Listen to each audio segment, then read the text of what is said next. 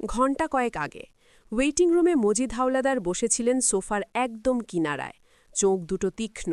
বহু বছরের রাজনীতি আর অন্ধকারের ব্যবসা মানুষকে যে ধরনের চোখ দেয়, ঠিক সেরকম দুটি চোখ। আমির ঢুকতেই তিনি উঠে দাঁড়ালেন। দুজন মুখোমুখি বসল। প্রথম কিছুক্ষণ কাজের কথা হলো। চট্টগ্রাম বন্দরে নতুন চালানে জটিলতা তৈরি হয়েছে। নারায়ণগঞ্জের একটি রুটে অপরিচিত উপস্থিতির গন্ধ পাওয়া যাচ্ছে।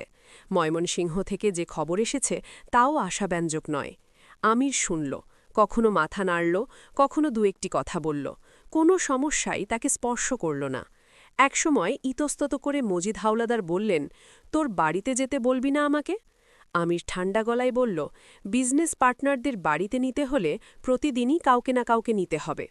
মজিদ কণ্ঠ ভারী করে বললেন, আমি কেবলই তোর বিজনেস পার্টনার, তোর বাবা না, তোর রক্ত না? আমির মাথা তুলে মজিদের চোখে চোখ রেখে বলল, যেদিন আমার মেয়ে খুন হয়েছে সেদিন আপনার ছেলেও মরে গেছে। আপনার সামনে এখন যে বসে আছে সে কেবল আপনার ব্যবসার পার্টনার, তার বাইরে রক্তের টান খোঁজার চেষ্টা করবেন না।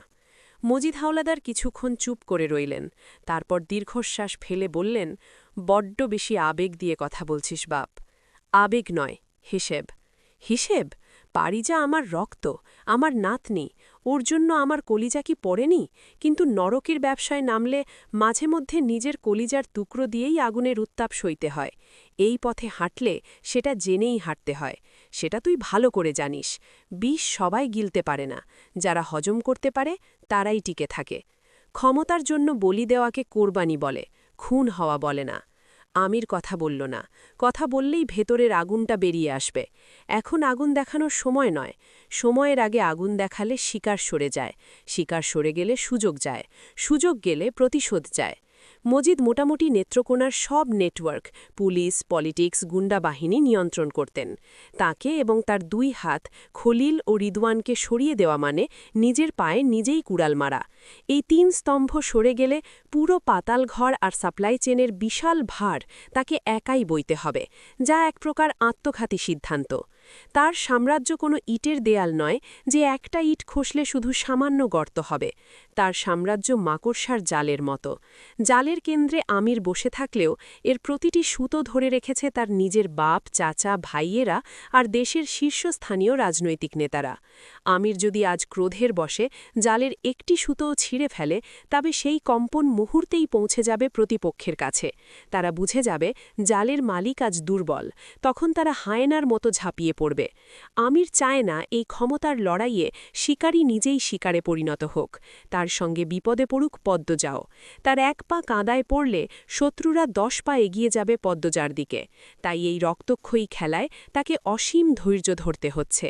তাছাড়া তার আসল শত্রু নিজের রক্ত নয়, বরং পর্দার আড়ালের ক্ষমতাধররা, যাদের নীল নকশায় পারিজার হত্যাকাণ্ড ঘটেছিল। তার বাবা আর চাচা তো কেবল অস্ত্র, তুচ্ছ অস্ত্র ভেঙে কোনো লাভ নেই, কাটতে হবে সেই হাতকে যে হাত এই অস্ত্র চালিয়েছে। তাই তার বিষবৃক্ষের 3 শানিত অস্ত্র, মজিদ, খলিল আর রিদওয়ানকে সে এখনই নষ্ট করবে না। এদের ঢাল হিসেবে ব্যবহার করে পৌঁছবে মূল খুনিদের উচ্চতায়। তাদের সমান ক্ষমতাধর হয়ে তবেই সে চূড়ান্ত আঘাত হানবে। সেটুকু ক্ষমতা পেতে যদি আরও 1 যুগ অপেক্ষা করতে হয়, আমির তাতেও প্রস্তুত। মজিদ হাওলাদার এদিক ওদিক একবার তাকালেন, তারপর আলমগীরের দিকে ফিরলেন। বললেন, রিদওয়ান কোথায়? আলমগীর অবাক হয়ে বলল, এখানেই তো ছিল। আমিরের চোখ দুটো জ্বলে উঠল। রিদওয়ান এসেছে? সে চেয়ার ছেড়ে উঠল। কোনো কথা না বলে উল্টো ঘুরে দ্রুত হাঁটতে শুরু করল। মজিদ পেছন থেকে ডাকলেন, আমির, বাবু। আমিরের দ্বিতীয় অফিসটি ছিল মগবাজারের এক নির্জন গলির পুরনো আমলের এক বিশাল দালানে। দালানটির বয়স কম করে হলেও 50 ছাড়িয়ে গেছে। এখানেই বসে তার অবৈধ কার্যকলাপের সকল গোপন বৈঠক। এখানেই ফিসফিস করে রচিত হয় নানা ষড়যন্ত্রের নীল নকশা। অফিস রুমের ঠিক গা ঘেঁষেই একটা ছোট্ট গোপন কক্ষ। বাইরের কোলাহল সেখানে পৌঁছয় না, রাস্তার ধুলো গন্ধও না। কক্ষটি আমিরের একান্ত ব্যক্তিগত আশ্রয়। ঘরের একদিকের দেওয়ালে টাঙানো পদ্মজার একটা বিশাল আকার বাঁধানো ছবি। রিদওয়ান সেই ছবিটির সামনে দাঁড়িয়ে আছে, কামনার বিকৃত লালসা তার দৃষ্টিতে। সে ধীরে ধীরে হাত তুলল, আঙুলের ডগায় স্পর্শ করল ছবির মসৃণ কাঁচ, ঠিক পদ্মজার গালের ওপর। বিড়বিড় করে বলল, কি করলে তোমাকে পাব? তখনই আমির ঝড়ের বীরে ঘরে ঢুকল। রিদওয়ানের হাত তখনও ছবির গায়ে। আমির এক মুহূর্ত থমকে দাঁড়াল। তার পুরো শরীরে বিদ্যুৎ খেলে গেল। তারপর গর্জে উঠল, হাত সরা বান্দির বাচ্চা। রিদওয়ান চমকে ঘুরে দাঁড়াল। আমির বাঘের মতো ঝাঁপিয়ে পড়ল তার ওপর। ডান মুষ্টি শূন্যে ঘুরে এসে রিদওয়ানের চোয়ালা বজ্রপাতের মতো লাগল। রিদওয়ান ছিটকে গিয়ে পড়ল সোফায়। পুরো শরীর ঝাঁকুনি খেল। পরক্ষণেই সে উঠে দাঁড়াল। ঠোঁটের রক্ত মুছে বলল, তুই আমার সাথে বেইমানি করেছিস আমির। কথা ছিল ওকে তুলে আনবি আমার জন্য, অথচ দিনের পর দিন তুই নিজেই ওকে ভোগ করছিস। বেইমানের বেইমান। অনেক বেইমান দেখেছি জীবনে, কিন্তু তোর মতো বেইমান দেখি নাই। কথাগুলো বিষের মতো আমিরের কানে ঢুকল। তার চোয়ালের পেশি শক্ত হয়ে উঠল। সে এগিয়ে গিয়ে হিদওয়ানের পাঞ্জাবির মুঠো খাবলে ধরল। কিরমির করে বলল, মুখ সামলে কথা বল, শুয়োরের বাচ্চা। পদ্মজা আমার বউ, আমার বউ। তোর মতো লম্পটের সাহস হয় কি করে ওর ছবিতে হাত দেওয়ার? এরপর যা হলো তাকে আর লড়াই বলা যায় না। ঝড় বললেই ঘটনাটির সঙ্গে ন্যায় হয়। দুজনের মধ্যে ধস্তাধস্তি শুরু হলো। টেবিলের উপর রাখা ল্যাম্পটা হুড়মুড়িয়ে মেঝেতে পড়ল। কাঁচ ভেঙে চারিদিকে ছড়িয়ে পড়ল। ফাইলের স্তূপ আছড়ে পড়ল। কাগজ উঠতে লাগল। আমির রিদওয়ানের কলার চেপে ধরে পুরো শরীরটা দেওয়ালে আছড়ে ফেলল। রিদওয়ান ব্যথায় মুখ বিকৃত করেও উঠে দাঁড়াল। শ্বাস ভাঙা গলায় বলল, ঝামেলা করিস না। 4 বছর তো ভোগ করেছিস, এইবার অন্তত আমাকে দিয়ে দে। ভাগাভাগি কর। আমরাই তো। শব্দগুলো শেষ হওয়ার আগেই আমির এলোপাথালি কিল ঘুষি চালাতে শুরু করল। বিশ্রী গালিগালাজ ছুটছিল তার মুখ থেকে। সেই সঙ্গে উত্তাল কণ্ঠে বলতে লাগল, ওকে ছুতে যাওয়া তো দূরের কথা, ওর ছায়ার দিকে তাকালেও আমি তোর চোখ উপড়ে নেব। রিদওয়ান ফাটা ঠোঁটে হাসল। বলল, চোখ নিবি? নে। পদ্মজা তোর বউ, মনে মনে আমারও বউ। এটা কেউ কেড়ে নিতে পারবে না। আমার মনকে তো আর ছুতে পারবি না। আমিরের রাগ এইবার ভাষার সীমা ছাড়িয়ে গেল। সে রিদওয়ানের গলায় 2 হাত চেপে ধরল। বলল, তাহলে তোর মনকে নিয়ে তুই কবরে যা। ঘরে মজিদ আর আলমগীর ঢুকল হুড়মুড়িয়ে। মজিদ দৌড়ে এসে আমিরের হাতে ধরে বললেন, আমির, ছাড় ওকে, ছাড় বলছি। আলমগীর অন্য দিক থেকে ধরার চেষ্টা করতে করতে বলল, পাগল হলি নাকি? মরে যাবে তো, ছাড়। আমির দুজনকে এত সজোরে ঠেলে সরিয়ে দিল যে মজিদ হোঁচট খেয়ে পিছিয়ে গেলেন। আলমগীর দেয়ালে ধাক্কা খেল। আমির গর্জে উঠল, কেউ মাঝখানে আসবে না। আজ ওর রক্ত দিয়ে আমি এই ঘরের মেঝে ধোব, ওর জিব্বা টেনে ছিঁড়ে ফেলব। রিদওয়ান টের পেল সে আর পারছে না। দম বন্ধ হয়ে আসছে। মরিয়া হয়ে সে পকেটে হাত ঢোকাল। বের হলো একটা ছোট ফোল্ডিং ছুরি। নিজের সবটুকু শক্তি একত্রিত করে আমিরের উপর ঝাঁপিয়ে পড়ল। ধারালো ফলাটা আমিরের পিঠে পোঁচ দিল। রক্ত চুইয়ে ভিজিয়ে দিল কাপড়। আমির আরও ভয়ঙ্কর হয়ে উঠল। রিদওয়ানের চুলের মুঠি খাবলে ধরে সমস্ত শক্তি দিয়ে মেঝেতে আছাড় দিল। তারপর একের পর এক ঘুষি আসতে লাগল, মুখে, পাজরে, মুখে। রিদওয়ানের শরীর ক্রমশ নিস্তেজ হয়ে আসতে লাগল। আমির তার বুকের উপর হাঁটু গেড়ে বসে বলল, অনেক শখ না তোর? পদ্মজাকে মনে মনে বউ ভাবিস? আমার বউকে? বান্দির বাচ্চা, বল, চিৎকার করে বল, পদ্মজা তোর মা লাগে। রক্তমাখা মুখ নিয়ে ঘরে কণ্ঠে রিদওয়ান বলল, কক্ষনো বলবো না। আমির আরও জোরে চেপে ধরল। বলল, বলবি না? তোর জীব আমি আজ ছিঁড়ে ফেলব। বল, শুয়ো, বল, ও তোর মা।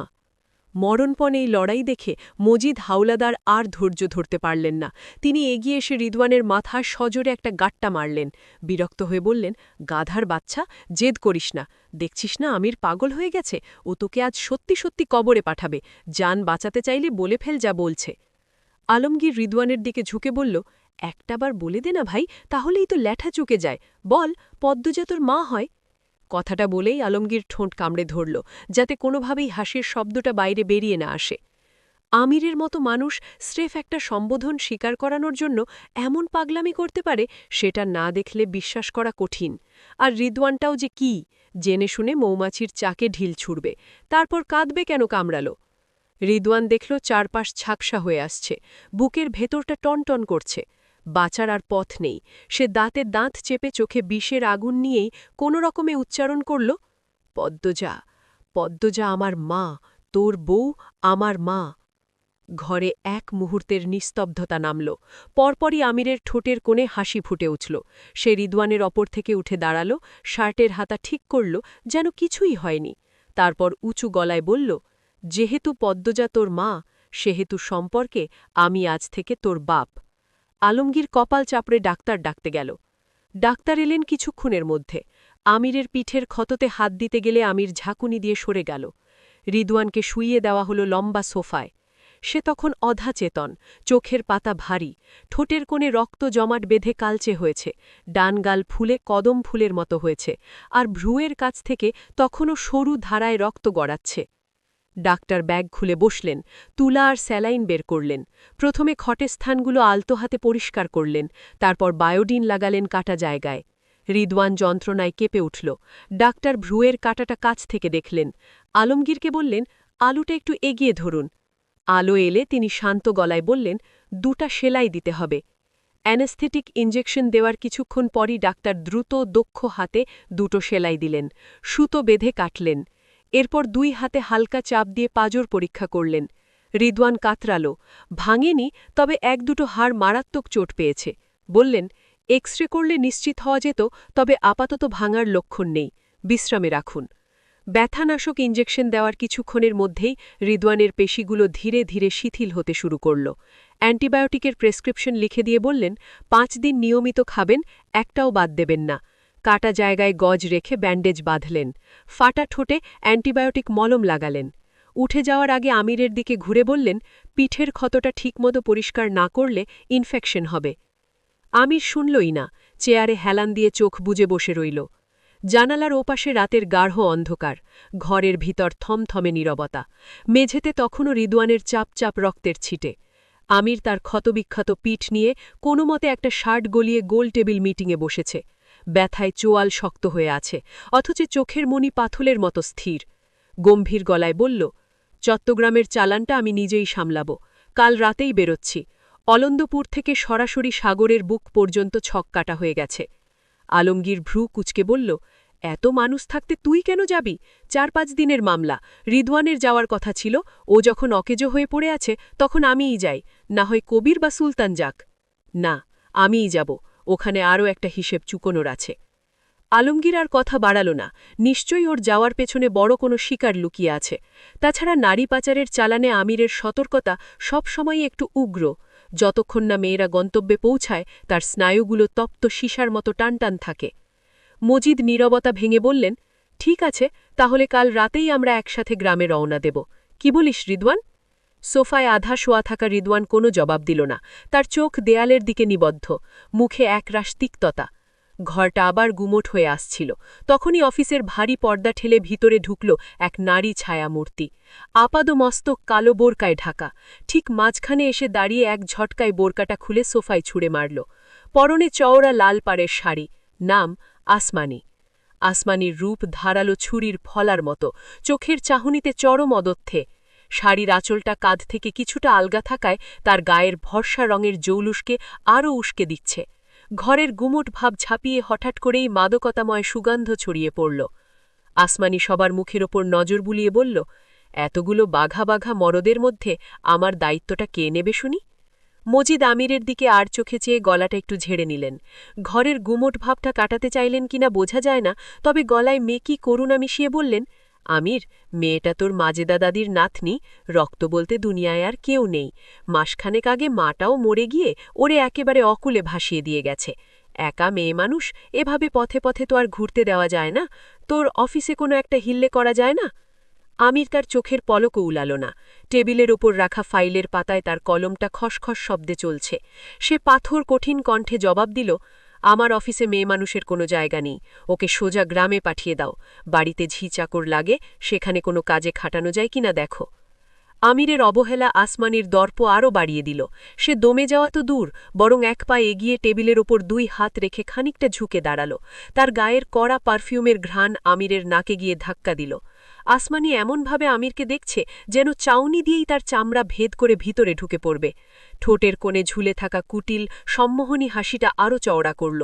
তারপর কণ্ঠস্বরকে একটু খাদে নামিয়ে বলল, লোকমুখে তোমার নাম অনেক শুনেছি, সামনাসামনি দেখার খুব শখ ছিল, দেখলাম, দেখার মতোই, বলেই শব্দ করে হাসল।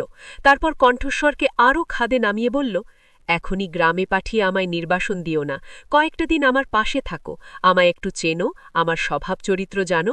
আসমানিকে কাজে লাগানোর মতো হিম্মত তোমার আছে কিনা সেটা তো আগে বোঝার দরকার, এরপর না হয় খেদিয়ে দিও, চলে যাবনে।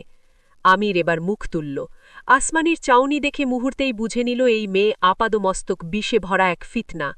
আসমানি সুযোগটা হাতছাড়া করল না, নিজের শাড়ির চওড়া লাল পাড়ের আঁচলটা কাঁধ থেকে ইচ্ছাকৃতভাবে খানিকটা আলগা করে দিয়ে উদ্ধত ভঙ্গিতে বুনো হাতছানি দিয়ে বলল, আর কাজের কথা সে তো এখনো দেখোই নাই। একবার যদি আমার কেরামতি দেখো, ব্যবসা বাণিজ্য সব চুলোই দিয়া সারাদিন আমারেই পাহারা দিবা। মজিদ হাওলাদার ঘরের কোণ থেকে আসমানির কথার খেলাটা খুব সূক্ষ্মভাবে পর্যবেক্ষণ করছিলেন। আসমানি এখানে আচমকা উড়ে আসেনি, তাকে দাবার ঘুঁটি হিসেবে মজিদই নিজে চাল দিয়েছেন। আমির পদ্মজার মায়ায় পুরোপুরি আচ্ছন্ন, প্রেমে বিভোর, তাই তিনি এমন কাউকে খুঁজছিলেন যে আমিরের নিরেট একঘেয়ে জীবনে নতুন উন্মাদনা নিয়ে আসবে।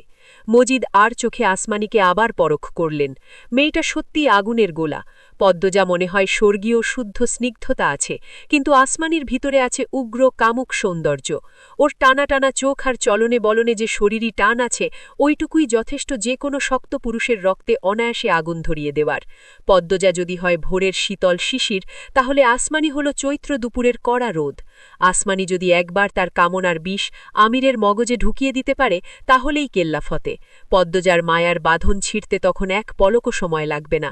মজিদ পকেট থেকে পানের বাটা বের করতে করতে গলা ঝেড়ে কাশলেন। ধূর্ত চোখে আমিরের দিকে চেয়ে বললেন, আমির, মেয়েটা যখন বলছে ২-৪ দিন থাকু কিনা, দেখ না কোনো কাজে আসে কিনা। চট্টগ্রাম যাবি, দীর্ঘ পথ, ২-৩ দিন লঞ্চে কাটাতে হবে, খাওয়া দাওয়া তদারকির একটা ব্যাপার আছে। পাশে থাকলে একটু সেবা যত্ন করতে পারবে, ফিরে এসে না হয় গ্রামে পাঠিয়ে দিস। কি বলিস আলমগীর? আলমগীর কোনো মন্তব্য করল না, কেবল অস্বস্তিতে জানালার বাইরের ঘুটঘুটে অন্ধকারের দিকে তাকিয়ে রইল।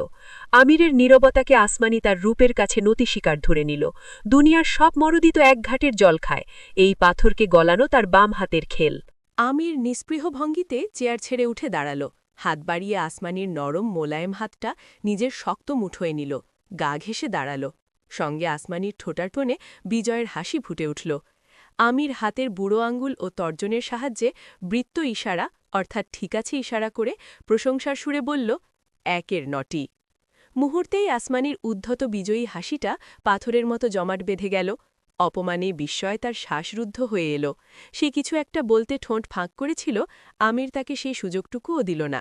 তার হিমশীতল দৃষ্টি ততক্ষণে ঘুরে গেছে ঘরের কোণে ব্যান্ডেজ জড়িয়ে মুখ গোমরা করে বসে থাকা রিদওয়ানের দিকে। যন্ত্রণায় রিদওয়ানের শরীর আর মন দুটোই তখন বিষিয়ে আছে। আমির ঠান্ডা গলায় বলল, যাও, তুমি বরং ওর কাছে গিয়ে বসো। তোমার উর্বর জমিতে চাষ করার জন্য ওর মতো আদর্শ কৃষক দ্বিতীয়টা হবে না। কথাটা শেষ করেই আমির আসমানিকে সজোরে এক ধাক্কা দিল। আসমানি নিজেকে সামলাতে পারল না, টাল খেয়ে সে আছিয়ে পড়ল রিদওয়ানের রক্তাক্ত গায়ের ওপর। আকস্মিক ধাক্কায় রিদওয়ান ব্যথায় কুঁকড়ে উঠে গালি দিয়ে উঠল, উহ, শালার পুত, মারলি তো মারলি, এখনই বান্দিরে আমার গায়ের ওপর। বলেই সে থেমে গেল। কথাগুলো আর শেষ হল না। আসমানি তখনও তার বুকের ওপর আধশোয়া অবস্থায়। ধস্তাধস্তিতে আসমানির এলোমেলো হয়ে যাওয়া চুলের গোছা রিদওয়ানের গালে আলতো করে ছুঁয়ে যাচ্ছে। রিদওয়ান যখন যন্ত্রণাকাতর চোখ তুলে তাকাল, তার রাগ আর শরীরের বিষ মুহূর্তেই কর্পূর হয়ে উড়ে গেল। চোখের সামনে কাকে দেখছে? এ তো অপসরী। আসমানির চওড়া লাল পাড়ের শাড়িটা কাঁধ থেকে অনেকটা সরে গেছে, ঘাড়ের খাঁজে আর বুকের ওপর বিন্দু বিন্দু ঘাম চিকচিক করছে। অপমানে তার মুখটা লাল হয়ে আছে ঠিকই, কিন্তু চোখের কোণে এখনও কামুক বুনো হাতছানির রেখা। মজিদ হাওলাদার আমিরের জন্য তুরুপের তাসই এনেছেন, কিন্তু তাসের মুখটা যে এতটা বিষাক্ত সুন্দর হতে পারে তা তার কল্পনার অতীত। আসমানি রিদওয়ানের হতভম্ব চাউনি দেখে খুশি হয়ে গেল। হাওলাদার বাড়ির সিংহটাকে ফিলিয়ে দিলেও শেয়ালটাকে বশ করা খুব কঠিন হবে না। সে তার আঙুল দিয়ে রিদওয়ানের রক্তাক্ত কলারের ওপর ধীর লয়ে আঁকিবুকি করতে করতে ফিসফিসিয়ে বলল, তা আদর্শ কৃষক সাহেব, চোট কি খুব বেশি লাগছে? তোমার মালিক তো আমায় তোমার জিম্মায় দিয়ে গেল, দেখে রাখতে পারবা তো? আমি কিন্তু আনকরা কুমারী। আমির পেছনে আর ফিরেও তাকাল না। তার কাছে আসমানির শারীরিক প্রদর্শনী ছিল নিচ্ছক নর্দমার পঙ্কিলতা। গটগট করে ঘর থেকে বেরিয়ে সে গাড়িতে গিয়ে উঠল। টায়ার ঘষে ধুলো উড়িয়ে গাড়ি ছুটল তার শহরের মূল অফিসের দিকে, যেখান থেকে তার বৈধ ব্যবসার সব কলকাঠি নাড়া হয়। অফিসের গদিওয়ালা চেয়ারে শরীরটা এলিয়ে দিতেই কবির এসে সামনে দাঁড়াল। বলল, ভাইজান, দুপুরে ভাবিজান আসছিল, অনেকক্ষণ অপেক্ষা করে গেল, মনে হয় জরুরি কোনো কথা ছিল। পদ্মজা নামটা কানে আসা মাত্র আমিরের পাথুরে হিমশীতল মুখভঙ্গি মুহূর্তেই কাঁচের মতো ভেঙে চুরমার হয়ে গেল। কবিরকে একটা জুতোসই গালি দিয়ে আর এক মুহূর্ত দেরি করল না, বেরিয়ে গেল। টেবিলের ওপরের জরুরি ফাইল, মিটিং সবকিছু পড়ে রইল। পরদিন সরকারি ছুটির দিন মন্ত্রী সালাহুদ্দিন তারিকের ড্রয়িং রুমে পিনপতন নীরবতা। দরজার দিকে পিঠ দিয়ে চেয়ারে হেলান দিয়ে বসে আছে আমির, পায়ের ওপর পা তোলা, হাতে ভাঁজ করা খবরের কাগজ। ঠোঁটের কোণে জ্বলন্ত চুরুক থেকে নীল ধোঁয়া কুণ্ডলি পাখি উঠছে সিলিংয়ের দিকে। হঠাৎ পেছন থেকে একটা কণ্ঠ ভেসে এলো, তোমার সাহস তো কম নয়, মন্ত্রীর বাড়িতে বসে চুরুক ফুঁকছ। আমির চমকালো না, এমনকি কাগজটাও নামালো না সঙ্গে সঙ্গে, বরং একটু থেমে ধীরে ধীরে চুরুকটা অ্যাশট্রেতে রেখে উঠে দাঁড়াল, ঘুরে তাকালো, বিনয়ের সাথে সালাহুদ্দিনের সঙ্গে হ্যান্ডশেক করল। সালাহুদ্দিন তারিক সামনাসামনি বসলেন, তার বয়স ৫০-এর কোঠায়, চুড়ে পাক ধরেছে। বললেন, সরাসরি আলাপে যাই। বলেই থামলেন, কিছু ভাবলেন, তারপর বললেন, আমির, আমরা যখন কাউকে বিশ্বাস করি তখন তার প্রতিদান হিসেবে আনুগত্য আশা করি। তুমি বিরোধী দলের হাতে অস্ত্রের চালান তুলে দিয়ে সেই বিশ্বাসটা ভেঙে দিলে। এটা কি তোমার মতো একজন দূরদর্শী ব্যবসায়ীর জন্য বোকামি হল? আমির সোফায় হেরান দিল, তার ভঙ্গিতে কোনো অপরাধবোধ নেই, কোনো ভয়ও নেই। বলল, প্রশ্নটা ভুল করলেন মন্ত্রী সাহেব, আমি বিশ্বাস ভাঙিনি, আমি শুধু বিনিয়োগের নিরাপত্তা নিশ্চিত করেছি। আপনি টানা 4টে চালানের টাকা আটকে রেখেছেন, কারণ হিসেবে বলছেন ফান্ড রিলিজ হয়নি, কিন্তু আমি জানি সেই টাকা কোথায় গেছে, কোন খাতে ব্যয় হয়েছে, কার পকেটে পৌঁছেছে। আমার নীতিটা একদম সাদা কাগজের মতো, আগে পাওনা তারপর পণ্য। সালাহুদ্দিনের চোখে কিছু একটা খেলা করল।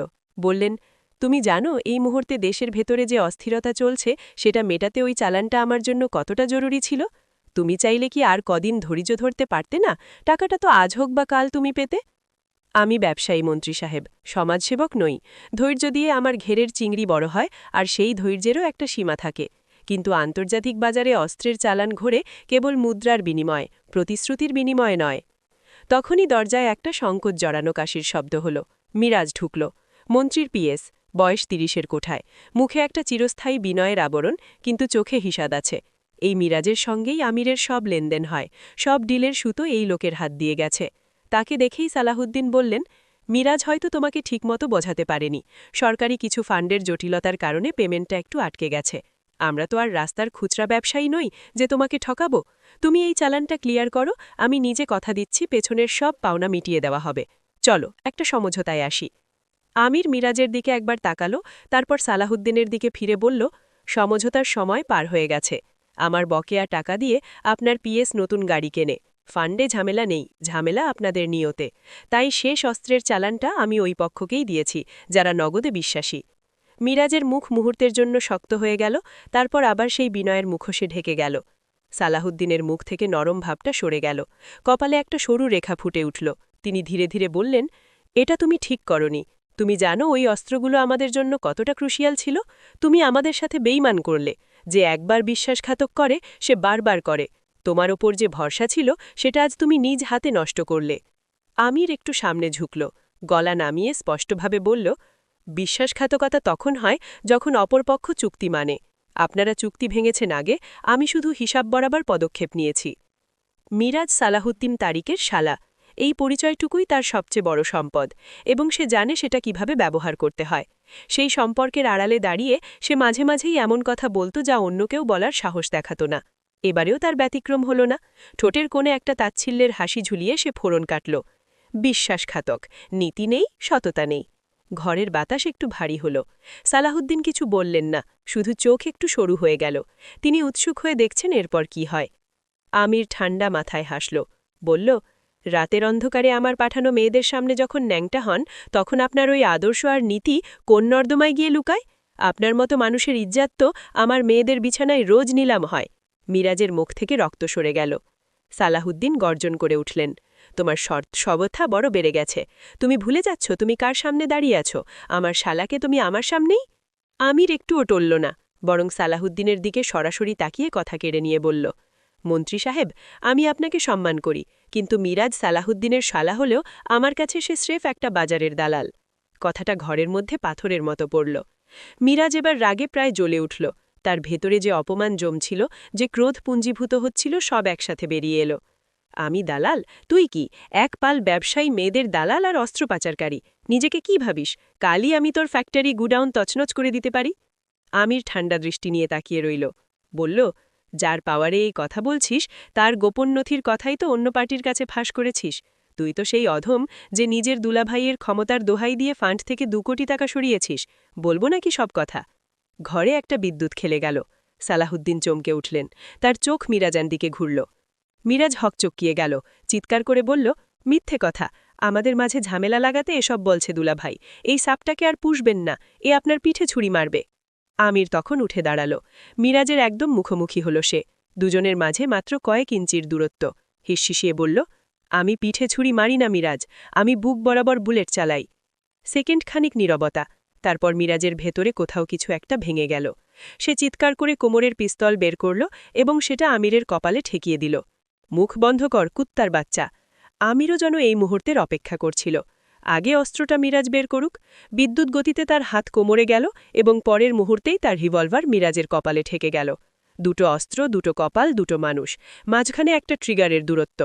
আমির গলা উঁচিয়ে বলল, ট্রিগার চাপ মিরাজ, সাহস থাকলে চাপ। আমির যখন অস্ত্র হাতে নেয় তখন সে তার প্রতিপক্ষকে মানুষ হিসেবেও গণ্য করে না, আর তুই তো স্রেফ একটা কীটপতঙ্গ। তোর আঙুল কাপার আগেই তোর মাথার মগজ পেছনের দেয়ালে লেপটে যাবে।